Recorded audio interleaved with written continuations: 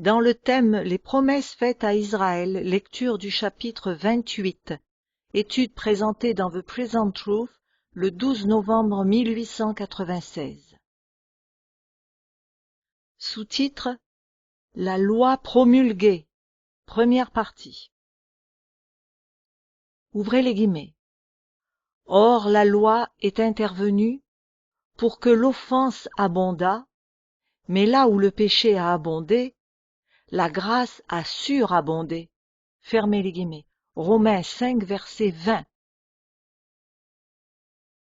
Le but de l'introduction de la loi au Sinaï fut, ouvrez les guillemets, pour que l'offense abondât. Fermez les guillemets.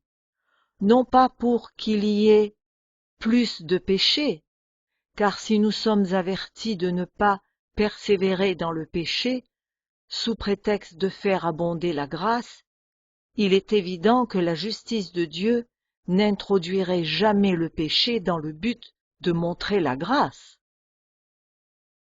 La loi n'est pas péché, mais par sa propre justice, elle met en évidence le péché, afin que le péché, ouvrez les guillemets, par le commandement, devint condamnable au plus haut point.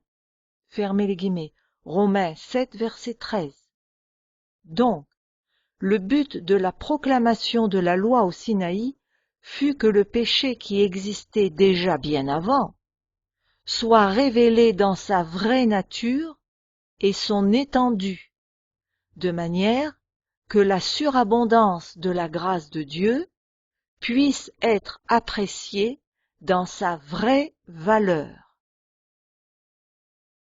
L'introduction de la loi fit abonder l'offense, mais le péché que la loi fit abonder existait déjà avant.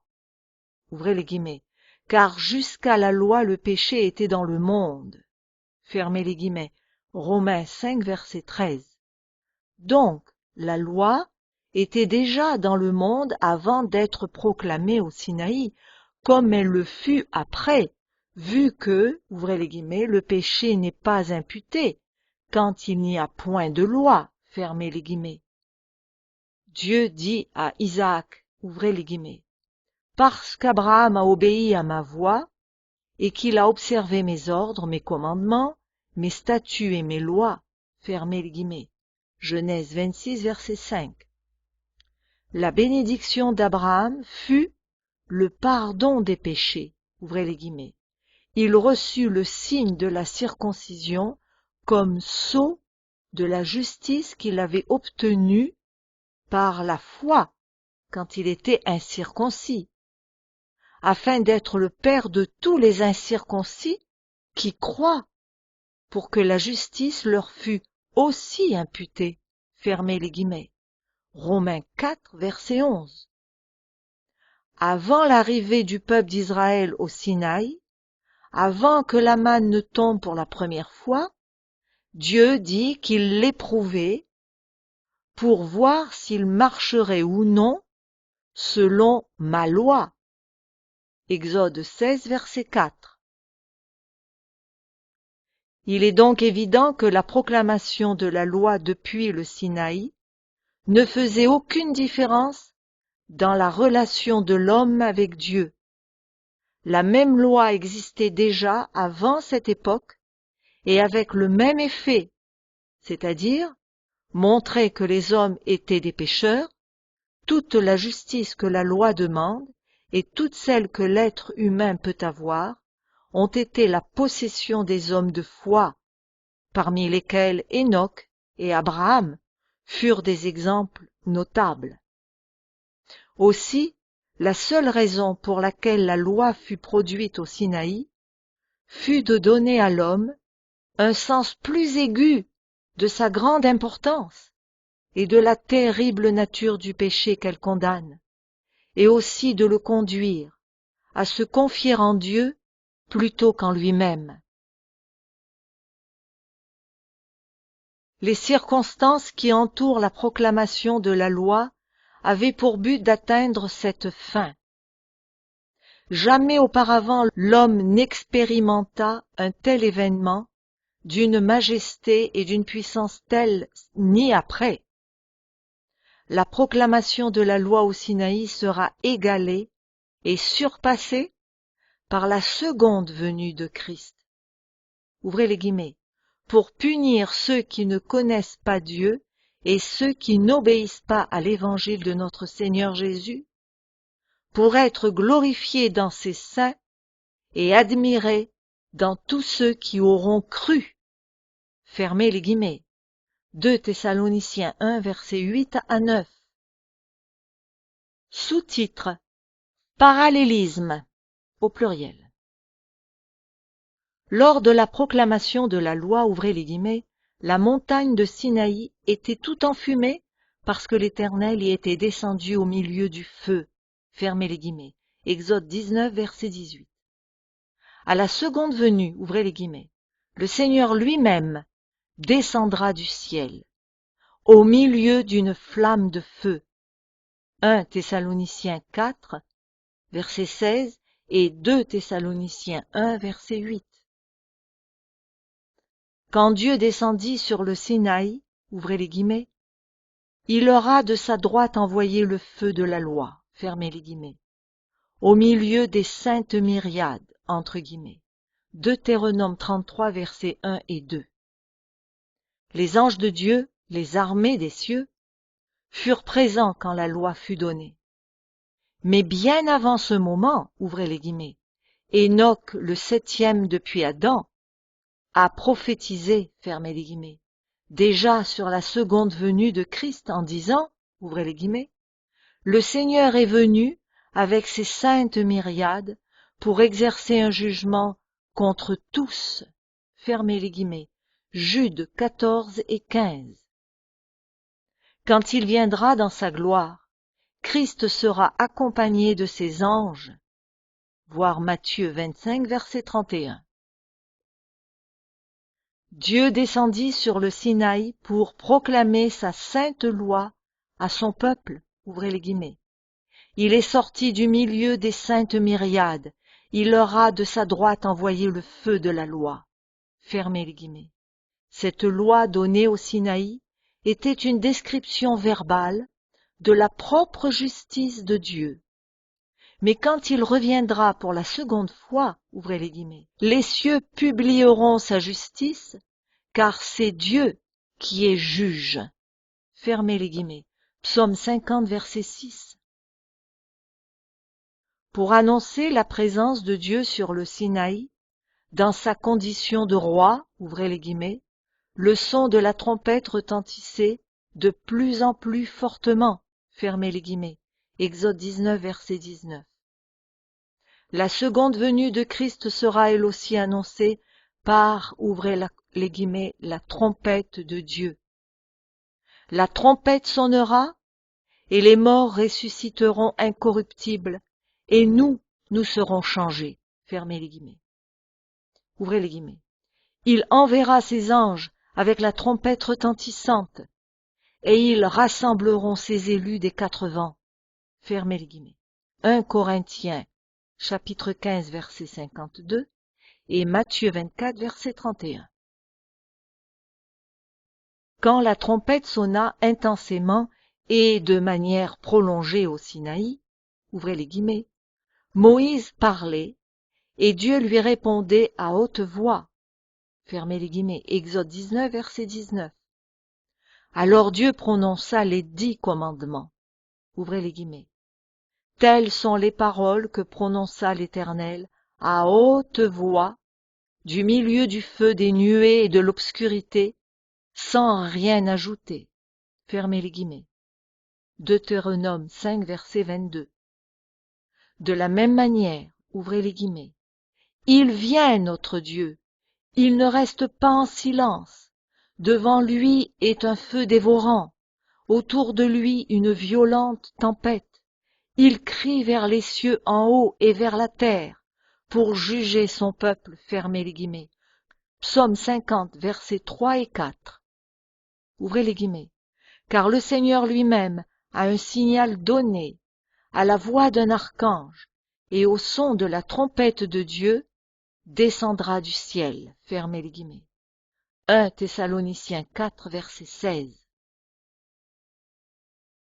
La venue de Dieu pour le jugement sera plus importante que quand il vint pour proclamer sa loi, vu qu'alors personne parmi le peuple ne le vit. Ouvrez les guillemets. L'Éternel vous parla du milieu du feu. Vous entendîtes le son de ses paroles, mais vous ne vîtes point de figure. Vous n'entendîtes qu'une voix. Fermez les guillemets. Deutéronome 4, verset 12. Mais quand il viendra pour la seconde fois, ouvrez les guillemets, tout œil le verra, et ceux qui l'ont percé, et toutes les tribus de la terre se lamenteront à cause de lui. Fermez les guillemets. Apocalypse 1, verset 7. Pour finir, un parallélisme avec les faits de la voix de Dieu. 2 points. Quand Dieu prononça sa loi sur le Sinaï, la montagne était tout enfumée, entre guillemets. Exode 19, verset 18. Ouvrez les guillemets. La terre trembla, les cieux se fondirent devant lui, le Sinaï s'ébranla devant Dieu, le Dieu d'Israël. Fermez les guillemets. Psaume 68, verset 8. Ouvrez les guillemets. La terre s'émut et trembla. Fermez les guillemets. Psaume 77, verset 18. Mais lors de sa seconde venue, l'effet de sa voix sera encore plus grand. Sur le Sinaï, ouvrez les guillemets, lui dont la voix alors ébranla la terre, et qui maintenant a fait cette promesse, une fois encore j'ébranlerai non seulement la terre, mais aussi le ciel. Fermez les guillemets. Hébreux 12, verset 26. Ouvrez les guillemets. Les cieux passeront avec fracas. Fermez les guillemets. 2 Pierre 3, 10. Vu que les puissances des cieux seront ébranlées. Selon Matthieu 24, verset 29.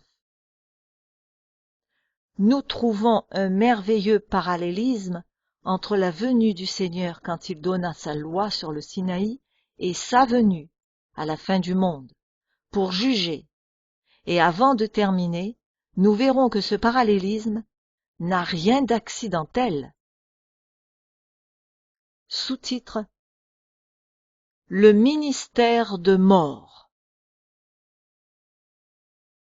Ouvrez les guillemets. L'aiguillon de la mort, c'est le péché, et la puissance du péché, c'est la loi. Fermez les guillemets. 1 Corinthiens 15, verset 56. La loi fut donnée dans le but de mettre les péchés du peuple en évidence. Le péché qui est latent, qui passe presque inaperçu, pour avoir prêté peu d'attention à la lumière qui éclaire tout homme, le péché de la puissance duquel nous sommes inconscients pour n'être jamais entrés en combat mortel contre lui, il devient évident, il entre en action, il revit à l'arrivée de la loi. Ouvrez les guillemets. Sans loi, le péché est mort. Fermez les guillemets. Romains 7, verset 8. La loi montre le péché sous son vrai caractère et dans toute son ampleur, et lui donne sa puissance. La puissance de la mort. Ouvrez les guillemets. C'est par la loi que vient la connaissance du péché. Fermez les guillemets. Romains 3, verset 20. Signaler le péché et montrer sa force épouvantable, c'est tout ce que peut faire la loi. La mort vient par le péché. Ouvrez les guillemets. Le péché est entré dans le monde et par le péché la mort. Et ainsi la mort s'est étendue sur tous les hommes parce que tous ont péché, selon Romains 5, verset 12. La mort fait suite au péché là où il est. Ce n'est pas simplement que le péché attire la mort sur lui, il le porte en son sein. Le péché et la mort sont inséparables. Chacun fait partie de l'autre. Il est impossible d'ouvrir la porte suffisamment pour faire entrer seulement le péché, laissant la mort dehors. Aussi petite que soit l'ouverture, si elle est assez grande pour laisser passer le péché, la mort entrera avec lui. Vu que le péché existait avant que la loi ne soit donnée au Sinaï, l'entrée de la loi annonça une malédiction, puisqu'il est écrit, ouvrez les guillemets, « Maudit est quiconque n'observe pas tout ce qui est écrit dans le livre de la loi, et ne le met pas en pratique. » Fermez les guillemets. Galates 3:10. Cette malédiction, c'est la mort, puisque c'est la malédiction que Christ porta pour nous. Il est donc évident que donner la loi au Sinaï fut le ministère de la mort. Ouvrez les guillemets. La loi produit la colère. Fermez les guillemets. Romains 4, verset 15. Tous les phénomènes qui accompagnèrent sa proclamation l'indiquaient. Les tonnerres et les éclairs, le feu dévorant, la montagne fumante et le tremblement de terre parlent tous de la mort. Le mont Sinaï, symbole de la loi de Dieu brisée, signifiait la mort pour quiconque osera la toucher. Aucune barrière ne fut nécessaire pour éviter que les gens s'approchent après avoir entendu la voix surprenante de Dieu proclamant sa loi, vu que, à ce spectacle, le peuple tremblait et se tenait dans l'éloignement. Ils dirent à Moïse, « Parle-nous toi-même, et nous écouterons, mais que Dieu ne nous parle point, de peur que nous ne mourions. » Fermez les guillemets. Exode 20, versets 18 et 19. Ouvrez les guillemets. Quand le commandement vint, le péché reprit vie, et moi, je mourus. Fermez les guillemets. Romains 7, verset 9. Car, ouvrez les guillemets, l'aiguillon de la mort, c'est le péché, et la puissance du péché, c'est la loi. Fermez les guillemets. 1 Corinthiens 15, verset 56. Il était impossible qu'une loi qui donne la loi soit donnée. Mais il n'est pas nécessaire qu'il en soit ainsi. Et nous le verrons clairement quand nous en étudierons la raison profonde, à la lumière de la révélation donnée à Israël. Sous-titre: Le pourquoi de la loi. Était-ce la volonté de Dieu de se moquer du peuple en lui donnant une loi qui ne pouvait lui apporter que la mort? Dieu aime les peuples, entre guillemets, et il ne les aime jamais autant que lorsqu'il est sorti du milieu des saintes myriades. Il leur a de sa droite envoyé le feu de la loi. Deutéronome 33, versets 2 et 3. Il est bon de rappeler que, ouvrez les guillemets, si la loi est intervenue pour que l'offense abondât, la grâce a surabondé. Fermez les guillemets, Romains 5, verset 20. Puisque c'est la loi qui fait abonder le péché, ou si ce n'est au Sinaï, sa terrifiante grandeur peut-elle être plus évidente? Maintenant, vu que quand le péché abonda, la grâce a surabondé, il est clair qu'au Sinaï nous pouvons également contempler la grandeur de la grâce de Dieu. Même si le péché abonde, la grâce a surabondé encore davantage. Il est vrai que, ouvrez les guillemets, la montagne était embrasée et les flammes s'élevaient jusqu'au milieu du ciel. Deutéronome 4, 11. Ta bonté s'élève au-dessus des cieux et ta fidélité jusqu'aux nues. Psaume 108, verset 4. Mais autant les cieux sont élevés au-dessus de la terre, autant sa bonté est grande pour ceux qui le craignent. Psaume 103, verset 11. Jésus est le consolateur. Ouvrez les guillemets. Et si quelqu'un a péché, nous avons un avocat auprès du Père, Jésus-Christ le juste. Fermez les guillemets. 1 Jean 2, 1. Le mot grec traduit par avocat admet la signification de défenseur ou consolateur.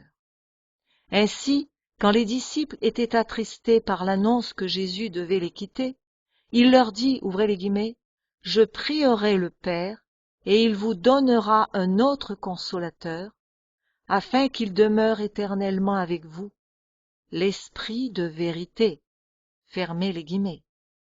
Jean 14, versets 16 et 17. Tandis que Jésus était sur la terre, il était pour ainsi dire l'incarnation du Saint-Esprit. Mais il ne voulait pas que son œuvre soit limitée. Aussi il dit, « Il vous est avantageux que je m'en aille, car si je ne m'en vais pas, le Consolateur ne viendra pas vers vous. Mais si je m'en vais, je vous l'enverrai. Et quand il sera venu, il convaincra le monde de ce qui concerne le péché, la justice et le jugement. » Fermez les guillemets. Jean 16, versets 7 et 8. Notez bien que la première œuvre du Consolateur est de convaincre du péché. L'épée de l'Esprit, c'est la parole de Dieu, qui est plus pénétrante jusqu'à partager âme et esprit, jointure et moelle. Elle juge les sentiments et les pensées du cœur. Hébreux 4, verset 12. Cependant, même sous la conviction la plus profonde et la plus incisive, l'Esprit est toujours le consolateur. Il n'est pas moins le consolateur quand il convainc de péché que quand il révèle la justice de Dieu pour la rémission du péché. Il y a consolation dans la conviction que Dieu produit. Le chirurgien qui excise profondément le fait pour éliminer ce qui serait comme un venin mortel pour le corps, dans le but d'appliquer le remède. Le grand péché des enfants d'Israël fut l'incrédulité, c'est-à-dire la confiance en eux-mêmes plutôt qu'en Dieu. La loi fut introduite d'une manière calculée pour asséner un coup mortel à leur confiance vaine et faire ressortir le fait que la justice ne peut s'obtenir que par la foi et non par les œuvres humaines. La dépendance de l'homme envers Dieu se voit dans le don même de la loi, pour la justice et le salut, car dès le moment où la loi était donnée, l'homme ne pouvait toucher la montagne sans périr. Comment alors peut-on supposer, même pour un instant, que l'objectif de Dieu en leur donnant la loi était qu'ils obtiennent d'elle la justice? Au Sinaï, Christ crucifié fut prêché de la manière la plus éloquente à tout le peuple, avec une voix puissante au point de faire trembler la terre.